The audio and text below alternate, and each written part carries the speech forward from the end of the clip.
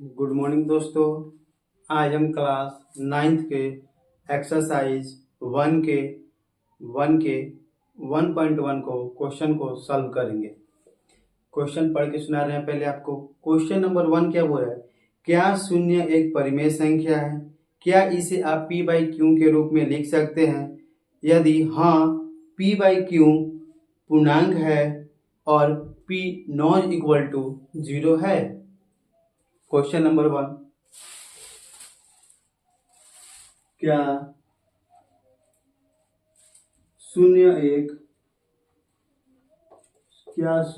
एक परिमेय संख्या है?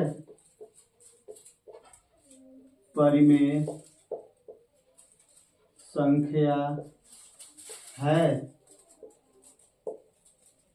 क्या इसे आप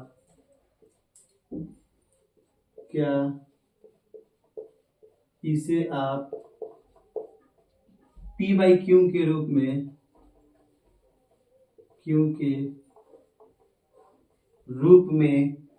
लिख सकते हैं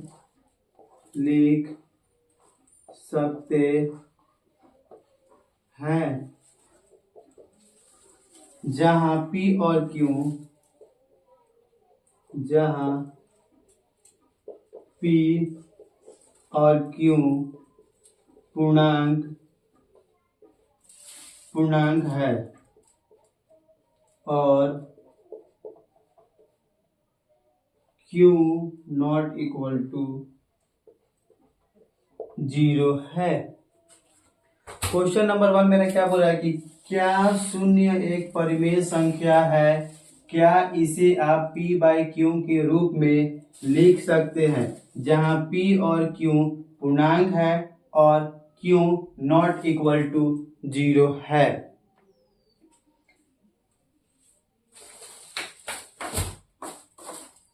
आंसर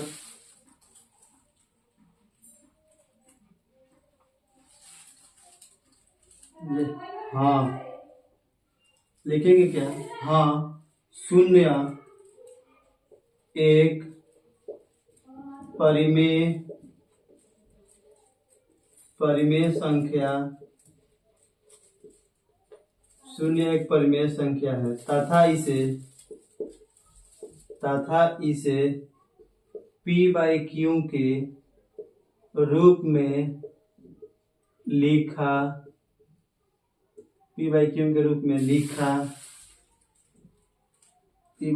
रूप में लिखा जा सकता है। शून्य क्या एक परिमेय संख्या है तथा इसे p बाई क्यू के रूप में लिखा जा सकता है। फॉर एग्जाम्पल,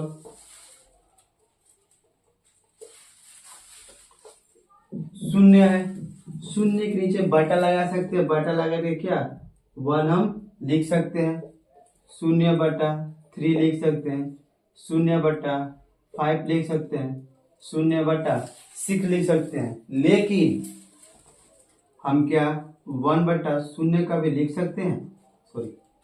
क्या हम 1/0 का भी लिख सकते हैं? 2/0 का भी लिख सकते हैं, 3/0 का भी लिख सकते हैं, 5/0 का भी लिख सकते हैं? नहीं, क्योंकि ये अपरिभाषित हो जाएगा, इसलिए ये नहीं हो सकता है। ये क्या ऐसे हम लिख सकते हैं, इसलिए लिखे हम क्या कि हाँ, शून्य एक परिमेय संख्या, इसे p बाई क्यू के रूप में यानी p/q के रूप में हम लिख सकते हैं। इसीलिए इसका आंसर क्या होगा कि हाँ, शून्य एक परिमेय संख्या है तथा इसे p बाई क्यू के रूप में लिखा जा सकता है। चलिए नेक्स्ट क्वेश्चन।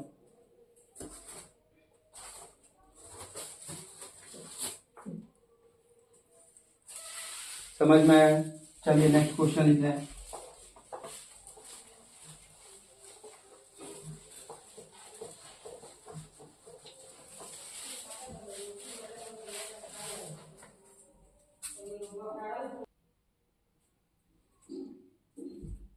क्वेश्चन नंबर 2, 3 और 4 के बीच में 6 परिमेय संख्याएं ज्ञात कीजिए। नेक्स्ट वीडियो, इसके पीछे वाले वीडियो में आपको बताए होंगे परिमेय संख्या कैसे निकाला जाता है। परिमेय संख्या निकालने के लिए एक ट्रिक बताए होंगे, वैसे परिमेय संख्या निकालना है, दूसरा कोई नहीं लगाना है। कोई मेथड नहीं लगाना है, जैसे बना रहे हैं वैसे ही परिमेय संख्या बनाना है। क्या बताए थे, लिखेंगे सॉल्यूशन।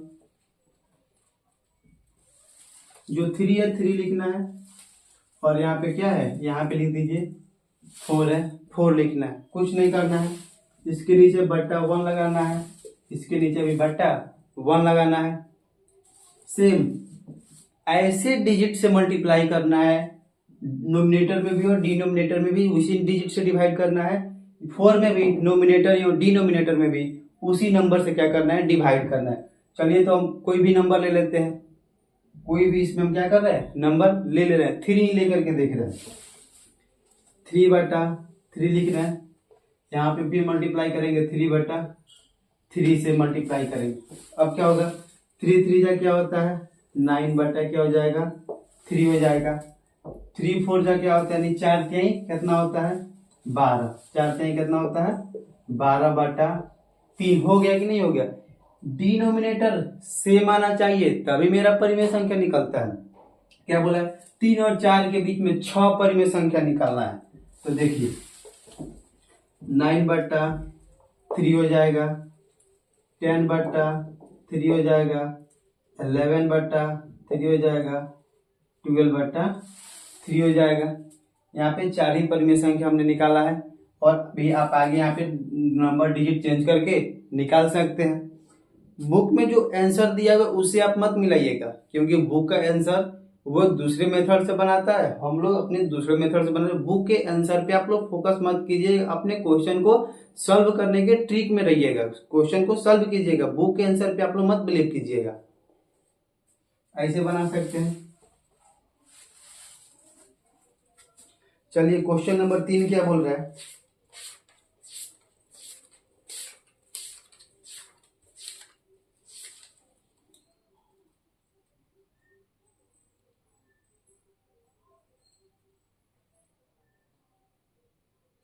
क्वेश्चन नंबर 3 बोल रहा है क्या, 3 बटा 5 और 4 बटा 5 के बीच में 5 परिमेय संख्या निकाले। मिटा दे इसको।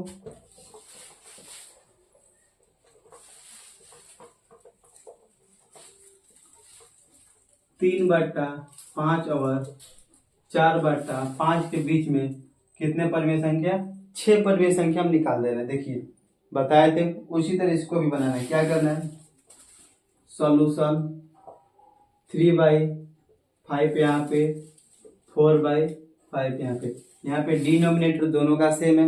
ऐसे डिजिट से हमको मल्टीप्लाई करना है, नोमिनेटर में भी उसी नंबर से मल्टीप्लाई करें, डिनोमिनेटर में भी उसी नंबर से मल्टीप्लाई करें, इसी भी डिनोमिनेटर में उसी नंबर से मल्टीप्लाई करें, नोमिनेटर में भी उसी नंबर से मल्टीप्लाई करें।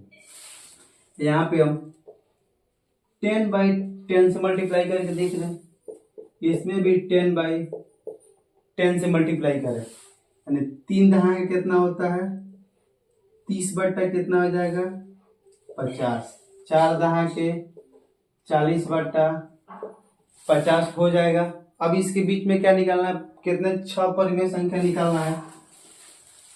तो लिखेंगे 31 बट्टा 50, 32 बट्टा 50, 33 बट्टा 50, 34 बट्टा 50, 35 बट्टा 50, 36 बट्टा 50, यानी 5 ही बोला है, हमने 6 परिमेय संख्या निकाल दिए।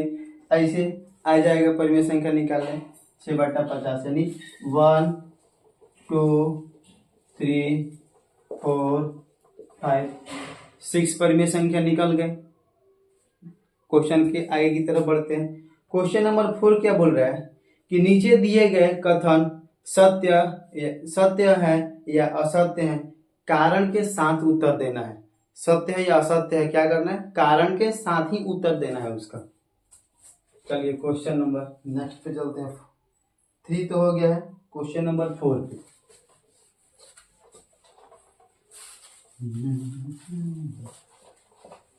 हम सफर तेरा हो गए हैं। क्वेश्चन नंबर 4 क्या बोला है, नीचे दिए गए कथन, नीचे दिए गए कथन सत्य है, नीचे दिए गए कथन सत्य है या असत्य है कारण सहित, कारण के साथ अपने उत्तर दीजिए,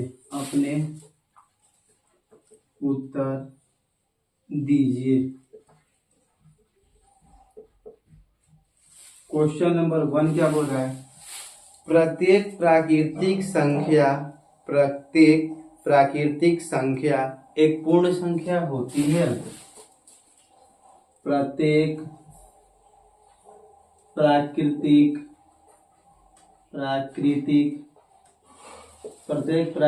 संख्या एक पूर्ण संख्या होती है। क्वेश्चन नंबर क्या? प्रत्येक प्राकृतिक संख्या एक पूर्ण संख्या होती है।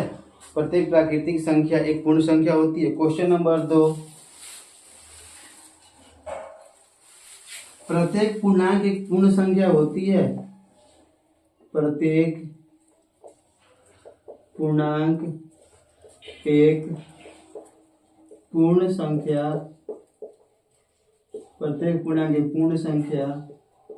होती है।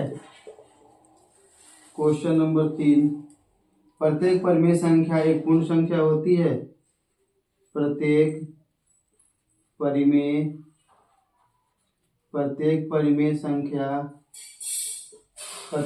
संख्या एक पूर्ण संख्या होती है। क्वेश्चन नंबर 1, प्रत्येक प्राकृतिक संख्या क्या पूर्ण संख्या होती है। क्वेश्चन नंबर 2, प्रत्येक पूर्णांक एक पूर्ण संख्या होती है। क्वेश्चन नंबर 3, प्रत्येक परिमेय संख्या एक पूर्ण संख्या होती है। चलिए अब इसका उत्तर जानते हैं।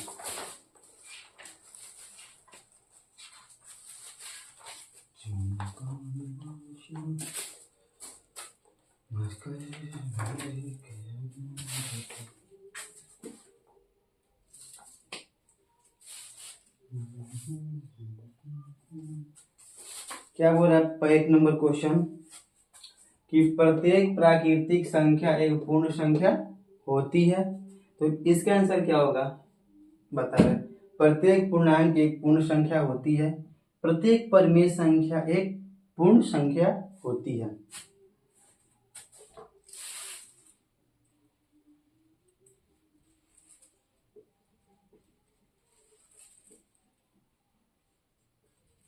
नीचे तक दिखाई दे रहा होगा।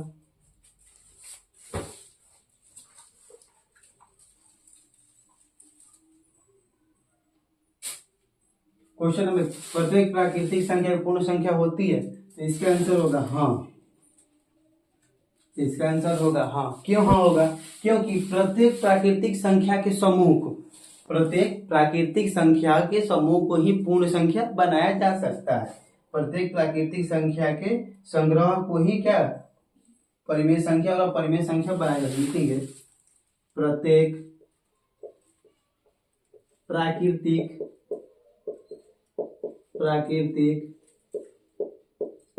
संख्या को ही परिमेय और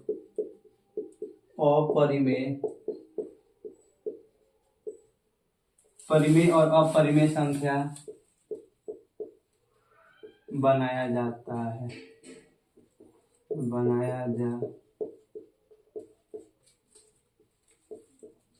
बनाया जा सकता है।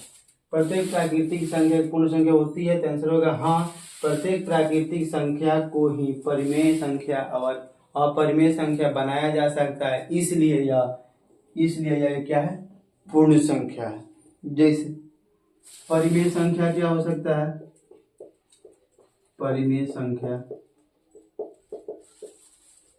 कुछ भी लिख सकते हैं, 2/3, 4/5, 6/3। अपरिमेय संख्या क्या होती है? अपरिमेय संख्या √3, √5, 3√5, 4√2 ऐसे लिख सकते हैं। ये क्या हो सकता है? अपरिमेय संख्या। क्या ये पूर्ण संख्या है? क्या इसको लाइन पे हम लगा सकते हैं? इसलिए क्या है? पूर्ण संख्या होती है। क्वेश्चन नंबर 2 आइए। प्रत्येक पूर्णांक एक पूर्ण संख्या होती है। प्रत्येक पूर्णांक एक पूर्ण संख्या होती है। प्रत्येक पूर्णांक एक पूर्ण संख्या होती है, तो प्रत्येक पूर्णांक संख्या एक पूर्ण संख्या नहीं होती है। प्रत्येक पूर्णांक अच्छा लिखेंगे, प्रत्येक पूर्णांक एक पूर्ण संख्या नहीं होती है। प्रत्येक पूर्ण संख्या एक पूर्णांक संख्या, प्रत्येक पूर्णांक एक पूर्ण संख्या नहीं होती है। इसलिए नहीं होती है क्योंकि इसे ऋण संख्या के वर्गमूल करने पर यह एक धन संख्या में परिवर्तन हो जाता है। इसलिए क्या प्रत्येक पूर्णांक एक पूर्ण संख्या नहीं होती है। एग्जाम्पल दे रहे हैं आपको। √4 -√9 ये क्या हो सकती है? जैसे कि √4 को 2√2 करेंगे तो 2 निकल जाएगा। -3 मल्टीप्लाई -3 करेंगे तो क्या हो सकता है? ये प्लस में कन्वर्ट होकर 3 बाहर निकल जाएगा। इसलिए प्रत्येक पूर्णांक एक पूर्ण संख्या होती है। तो आंसर लिखेंगे कि नहीं। आंसर का जी होगा नहीं बोलिए या असत्य। प्रत्येक पूर्णांक एक पूर्ण संख्या नहीं होती है क्योंकि इसे प्रत्येक पूर्णांक एक पूर्ण संख्या नहीं होती है क्योंकि इसे ऋण संख्या के वर्गमूल करने पर यह एक धन संख्या में परिवर्तन हो जाता है। Question number 3। प्रत्येक परिमेय संख्या एक पूर्ण संख्या होती है। प्रत्येक परिमेय संख्या एक पूर्ण संख्या होती है। नीचे दिखाई दे रहा है या ऊपर लिख दे? ऊपर ही लिख रहे हैं।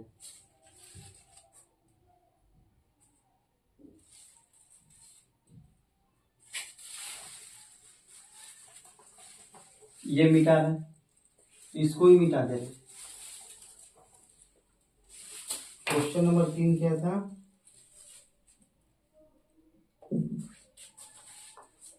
क्वेश्चन नंबर 3 प्रत्येक परिमेय संख्या एक पूर्ण संख्या होती है। प्रत्येक क्वेश्चन नंबर 3 था प्रत्येक परिमेय संख्या एक पूर्ण संख्या होती है। क्वेश्चन अपने बुक से जरा मिला लीजिएगा। प्रत्येक परिमेय संख्या एक पूर्ण संख्या होती है। प्रत्येक परिमेय संख्या एक पूर्ण संख्या होती है।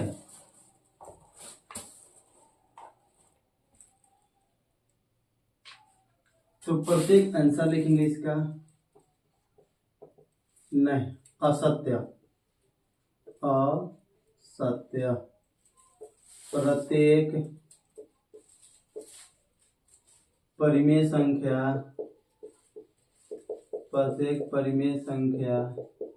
एक पूर्ण संख्या नहीं हो सकती है। प्रत्येक परिमेय संख्या एक पूर्ण संख्या नहीं हो सकती है। एग्जाम्पल इसका क्या लिख सकते हैं?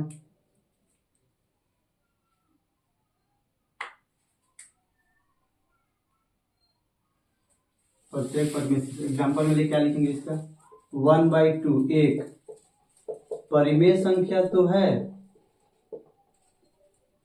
1/3 एक परिमेय संख्या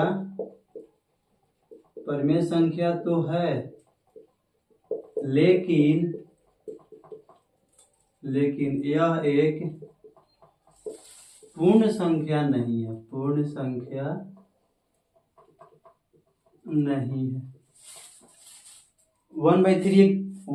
एक परिमेय संख्या है, लेकिन ये पूर्ण संख्या नहीं है। क्यों पूर्ण संख्या नहीं है? क्योंकि ये डिनोमिनेटर क्या है, बड़ा है, इसलिए क्या है, पूर्ण संख्या नहीं है। क्वेश्चन नंबर आगे देखते हैं।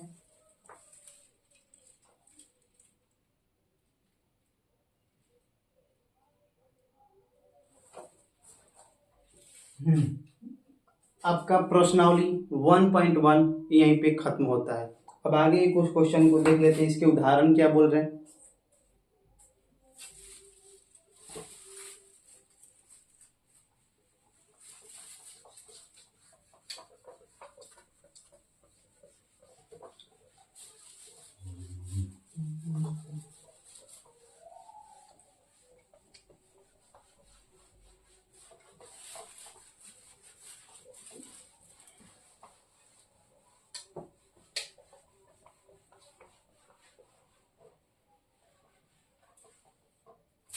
चलिए आगे चलते हैं।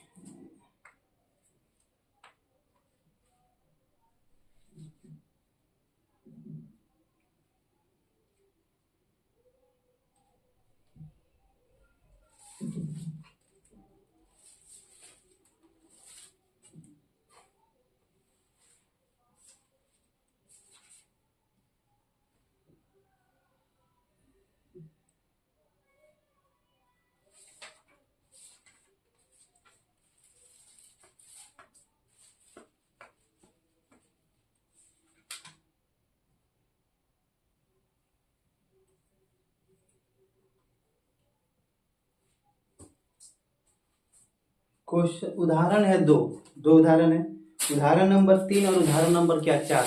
उदाहरण नंबर 3 और उदाहरण नंबर 4 है, जो क्या करना है, चाप से, यानी चाप समझते हैं, चाप से इसको बनाना है। बोर्ड पे वो संभव नहीं हो सकता है, बोर्ड पे वो नहीं बना सकते। आपको एक शॉर्ट वीडियो में इसको चाप से बना करके आपको शॉर्ट वीडियो में प्रोवाइड कर देंगे, डाल देंगे। अब आगे आ गया प्रश्नावली 1.2 आ गया। तो प्रश्नावली 1.2 दो इसमें क्वेश्चन है, दो, हाँ 4 नंबर क्वेश्चन कोई महीने नहीं लगता है क्या, 2 क्वेश्चन इसमें बता दे रहे हैं प्रश्नावली 1.2 में। प्रश्नावली वीडियो ज्यादा लंबा हो जाएगा, रहने दीजिए प्रश्नावली 1.2 को। नेक्स्ट वीडियो में प्रश्नावली 1.2 और इससे कुछ एग्जाम्पल को भी बता देंगे, प्रश्नावली 1.2 को और इससे कुछ एक्स्ट्रा क्वेश्चन को भी क्या करेंगे, नेक्स्ट वीडियो में बता देंगे। कुछ 1-2 क्वेश्चन इसमें बता दे रहे हैं।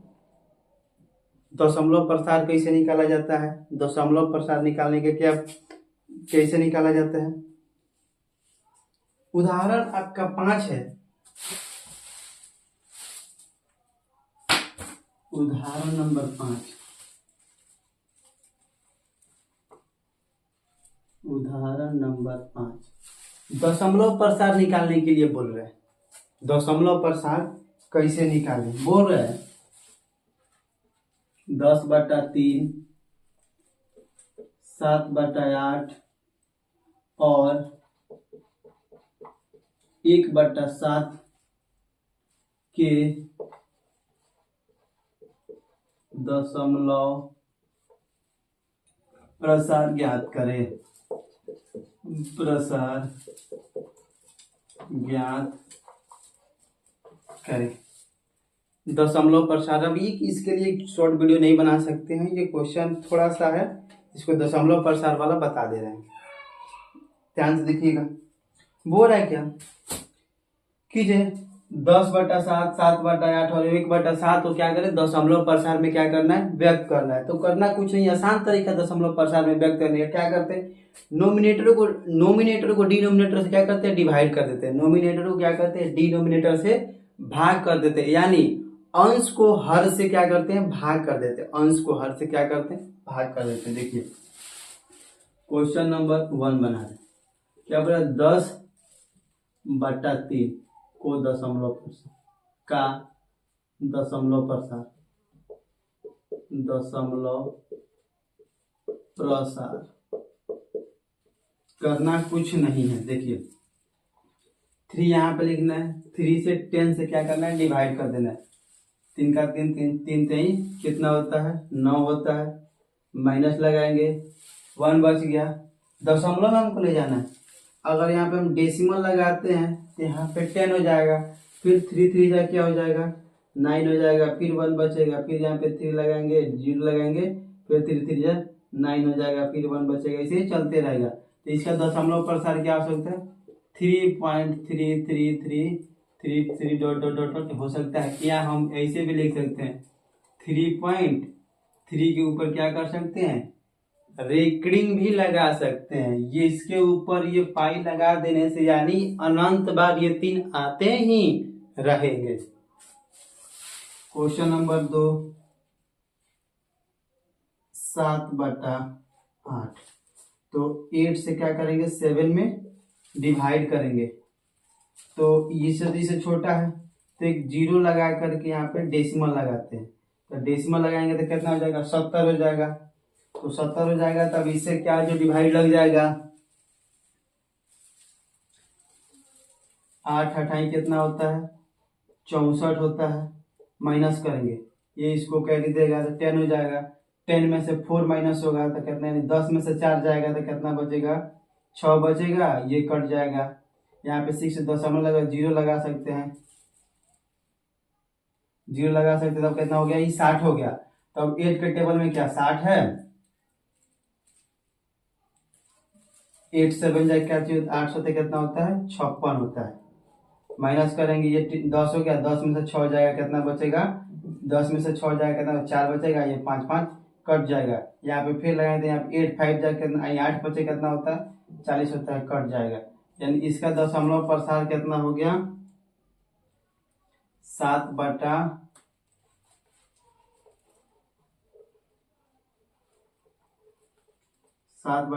का दशमलव प्रसार,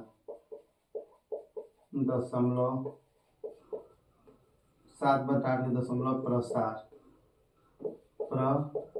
कितना आया है, 0.875 करके आया है। और 1.7 1/3 नंबर क्वेश्चन, 1/7 का दशमलव प्रसार। तब 7/1 करके डिवाइड करेंगे, 0 लगा के डेसिमल लगाएंगे, 0 हो जाएगा, 7 है कम, 7 हो जाएगा। माइनस करेंगे, 3 बचेगा, फिर 0 लगाएंगे, 7 चौका कितना होता है, 28 होता है। करेंगे 2 बचेगा, नहीं 7 चौका नहीं, कितना हो जाएगा, 0.1.4 के समथिंग। यानी जब इधर एक और बात ध्यान दीजिएगा, डेसिमल के बाद मैक्सिमम 2 ही नंबर को ही क्या किया जाता है, लिया जाता है। डेसिमल के बाद, जिसे यहाँ पे बता रहे हैं आपको, 3.14576 हो गया। तो यहाँ पे डेसिमल डेसिमल खत्म होता है तो डेसिमल के बाद 2 ही डिजिट को ले लिया जाता है। 2 ही डिजिट को लिया जाता है, उससे आगे वाले डिजिट को नहीं लिया जाता है, क्योंकि वो ज्यादा हो सकता है। आप 3 वाले में 3 को भी डिजिट ले सकते हैं, उससे ज्यादा नहीं, क्योंकि प्रोसेसर नहीं हो पाता, इसलिए नहीं लिया जाता है। ऐसा समझ। ये तो बताए हैं रेकरिंग वाला, यानी किसी भी नंबर को जैसे 3 3 3 3 बार बार आए तो ये बार बार लगाना नहीं, इस पे क्या करना है, एक रेकरिंग लगा देना है। क्या करना है, एक ऊपर लगा देना है। चलिए समझ में आया है। Next question, last question, last बता देना। दशमलव प्रसार भी समझ में आ गया आपको। अपरिमेय संख्या है, दूसरे शब्दों में इतना इतना कि अब उदाहरण नंबर 6 देखिए। उदाहरण नंबर 6, दिखाइए कि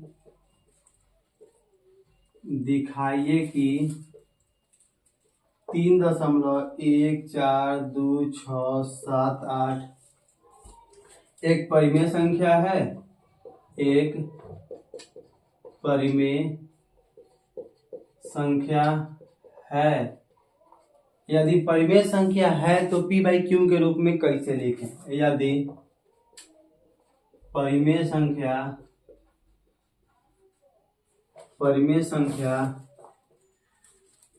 है तो P बाई क्यू के रूप में लिखें। चलिए इसका सॉल्यूशन हम जानते हैं। कितना लिखा हुआ है? 3.142678। इसको 10 क्या करना है? इसको परिमेय संख्या में क्या करना है? बनाना है। जैसे क्या बोल रहा है कि दिखाइए कि 3.14267 एक परिमेय संख्या है। यदि परिमेय संख्या है तो P बाई क्यू के क्या करें? रूप में लिखना है। तो हमको करना है कुछ नहीं, देखिए आराम से क्या करना है। जैसे डिजिट है वैसे लिखना है। डेसिमल लगाना है 14267 लगाना है। यहाँ से डेसिमल को हटाएंगे तो यहाँ पे बटा लगेगा, और जब डेसिमल हटता है तो क्या लगता है? 1 लगाया जाता है। डेसिमल जब हटता है तो क्या लगाया जाता है? 1 लगाया जाता है। और ये जितने डिजिट होते हैं उतना क्या किया जाता है? डेसिमल के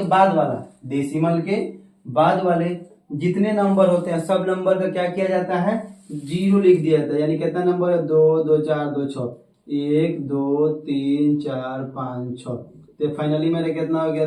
3.14267 बटा 1 1 2 3 4 5 6, यानी P बाई क्यू के रूप में हो गया। इसको काट भी दीजिएगा तो भी हो सकता है फाइनल। तो यहाँ पे P बाई क्यू के रूप में मिल गया कि नहीं मिल गया?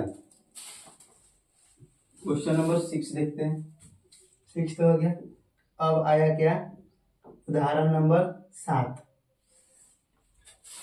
उदाहरण नंबर 7 देखिए, बोल रहा है क्या? दिखाइए कि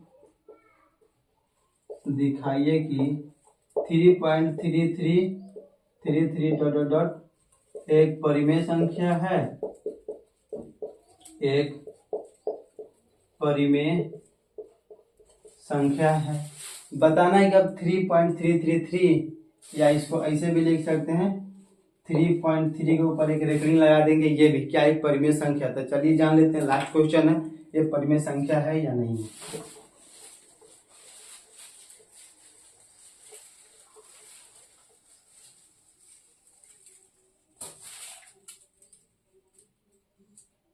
लिखेंगे क्या?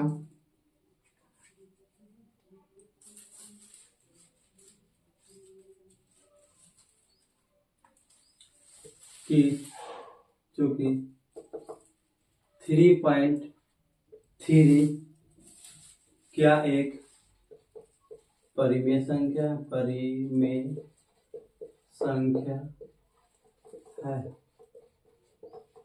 है तो P बाई क्यू के रूप में लिखें।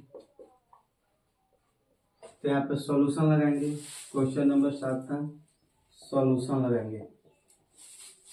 लिखेंगे क्या?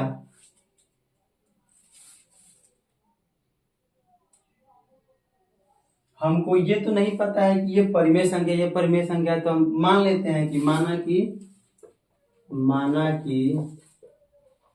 3.3 एक परिमेय संख्या x ही मान लेते हैं, x। ठीक है, तब क्या करना है? 3.3 एक परिमेय संख्या क्या है? x है। तो लिखेंगे 3.3 एक परिमेय संख्या क्या है? x है। इक्वल टू लगाएंगे 3.3 लिखेंगे 3.3 सॉरी 3.3 नहीं, 0.3 है। 0.3 सॉरी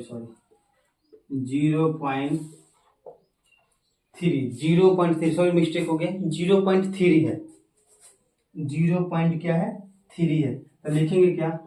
x बराबर क्या लिख सकते हैं हम? 0 पॉइंट क्या कर सकते हैं? 3 कर सकते हैं। लिखेंगे यहाँ पे दोनों तरफ 10 लेने पे हम क्या करेंगे? 10x इक्वल टू 10 से मल्टीप्लाई करेंगे 0.3 में, प्लस लगा देंगे x के लिए। लिखेंगे 10x इक्वल टू, इसमें मल्टीप्लाई करेंगे तो कितना हो जाएगा, इसमें मल्टीप्लाई करेंगे तो कितना हो जाएगा, 3 पॉइंट कितना होता है 10 में 0.3 से मल्टीप्लाई करेंगे तो कितना हो जाएगा, ये मेरा 3 हो जाएगा, 3 पर डिसमल कुछ करके आएगा 3 हो जाएगा, प्लस कितना हो जाएगा x हो जाएगा। तो 10x equal to 3 plus x, इधर प्लस में x इधर आएगा तो माइनस में x हो जाएगा। तो 10x माइनस के 3 सॉरी 10x माइनस के x इक्वल टू 3 हो जाएगा। तो माइनस होगा तो कितना हो जाएगा 9x इक्वल टू कितना हो जाएगा 3 हो जाएगा। तो x बराबर 3 बटा हम क्या लिख सकते हैं 9, तो 3 बन जा 3, 3 3 जा 9, यानी x बराबर कितना आ जाएगा 3 आ जाएगा। तो लिख सकते हैं क्योंकि इसलिए 0.31 परिमेय संख्या है। 0.3 यानी क्या, x बराबर कितना आ गया 1.3 आ गया, इसलिए 0.3 क्या एक परिमेय संख्या है।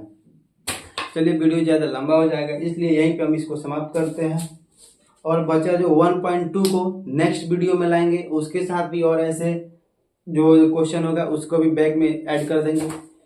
वीडियो अच्छा लगा होगा तो लाइक कीजिएगा, सब्सक्राइब कीजिएगा चैनल को और कमेंट कीजिएगा, अपने उस दोस्तों के पास शेयर कीजिएगा जो ऐसे ऐसे आसान क्वेश्चनों के लिए जूझ रहे हैं कि कैसे इस क्वेश्चन को सॉल्व करें। उन लोगों के पास इस वीडियो को शेयर कीजिएगा। Thank you.